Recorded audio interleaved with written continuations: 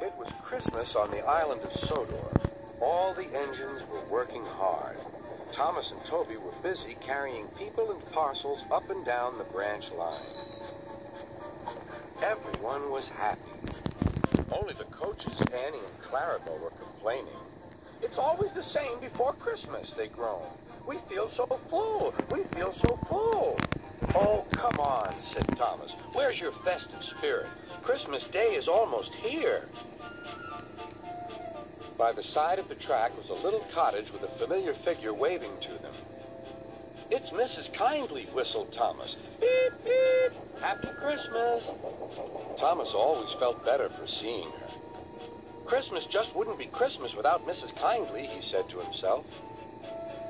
When work was over, Thomas went to see the other engines. All their coats had been polished. "Huh," said Gordon. "Just look at us. Your driver will have to work fast to get you as smart as us."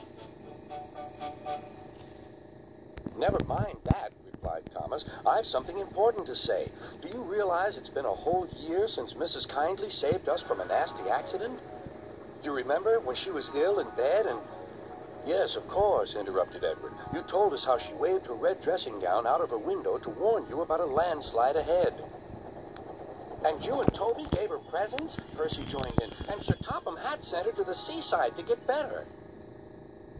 "But," said the other engines, "the rest of us never thanked her properly." "Exactly," said Thomas. "So now I think we should all give her a special Christmas party." Everyone was getting very excited, and the drivers felt sure that Sir Topham Hatt would agree, as indeed he did. The engines were all busy making plans when silence fell. Sir Topham Hatt had bad news. "The weather's changed badly. Mrs. Kindly is snowed up. Toby says he'll help to rescue her. You must help too, Thomas. There's no party unless you do." Thomas hated snow, but he said bravely, "I'll try, sir. We must rescue her. We must." "There's a good engine. You and Toby will manage splendidly."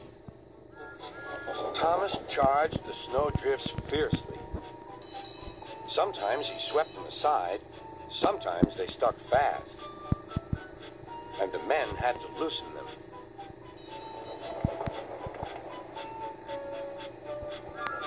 But at the cutting near the cottage, they could go no further.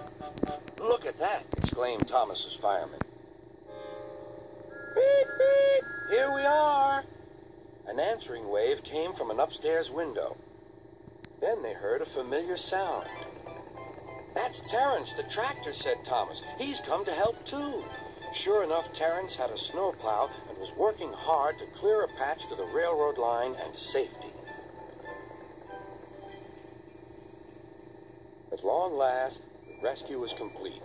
Percy took the tired workmen home. Terence said goodbye to Mrs. Kindly and promised to take care of her cottage as he watched them all set off.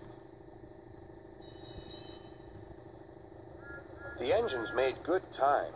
No more snow had fallen, but the yard was dark. There was no one to be seen. Thomas's heart sank. Suddenly, all the lights went on. What a marvelous sight awaited Mrs. Kindly. "Well done," said Sir Topham Hatt. "I'm really proud of you all." Mrs. Kindly especially thanked the smaller engines. "Thomas and Toby are old friends," she said. "And now, Percy, you are my friend too." Percy was very pleased. "3 cheers for Mrs. Kindly," he called. "Beep, beep, beep." They all whistled. "We wish you a Merry Christmas, we wish you a Merry Christmas, we wish you a Merry Christmas and a Happy New Year." Thomas the tank engine and his friends thought it was the best Christmas ever, and Mrs. Kindly could think of nowhere she would rather live than here with them on the island of Sodor.